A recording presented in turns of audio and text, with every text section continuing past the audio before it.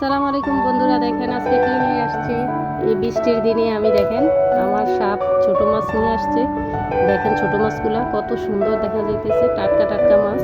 দেখেন লাফালাফি করতেছে, কইয়া মাছগুলা কিভাবে লাফালাফি করতেছে, দেখেন কত সুন্দর লাগতেছে মাছগুলো। মলয়া মাছগুলা দেখেন কত বড় বড় হয়ে গেছে।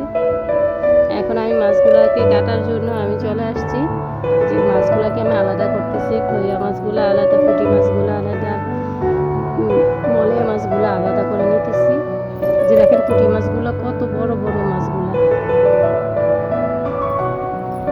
সাথে আমার মাইয়া আমারে সাহায্য করতে আসছে, যার কারণে এও কাটতেছে। দেখেন দেখেন আর ছোট একটা দাও আছে, দাওডারে নিয়ে এসে এই দাওডারে দিয়ে এ কাটতেছে। আর এদিক দিয়ে দেখেন মলয়া মাছগুলো কাটতে ফেলছি আমি।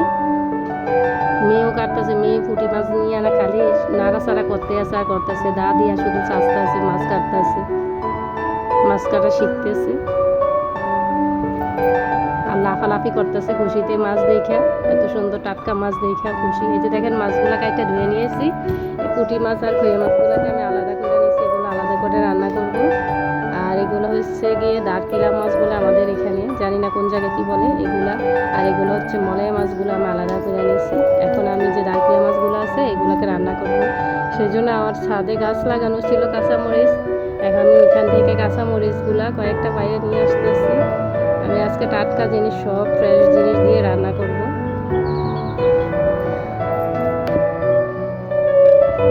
এই যে দেখেন আমি কাঁচামরিচগুলো বাইরে ফেলছি, কাঁচামরিচ কত 4-5টা।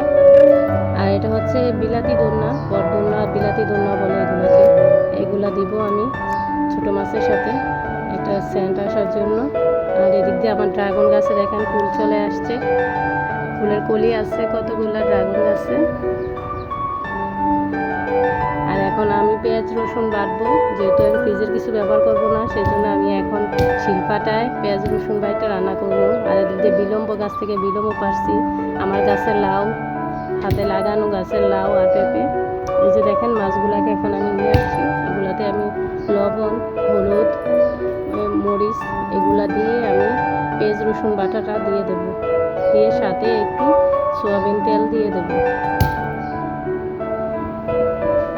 আর বিলম্বগুলা যে কাইটা রাখছিলাম ওইগুলা দিয়ে দেব।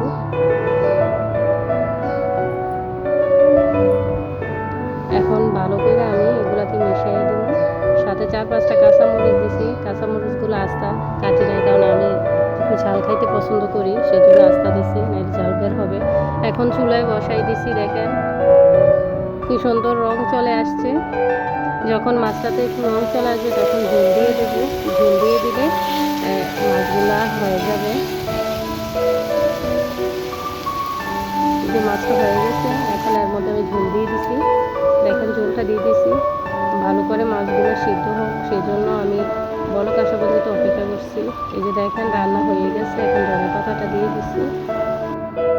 দেখেন আমার রান্নাটা হয়ে গেছে। রান্নাটা কেমন হয়েছে দেখেন, কত সুন্দর দেখাচ্ছে। যদি ভালো লাগে লাইক করবেন, শেয়ার করবেন। সবাই ভালো থাকবেন, আল্লাহ হাফেজ।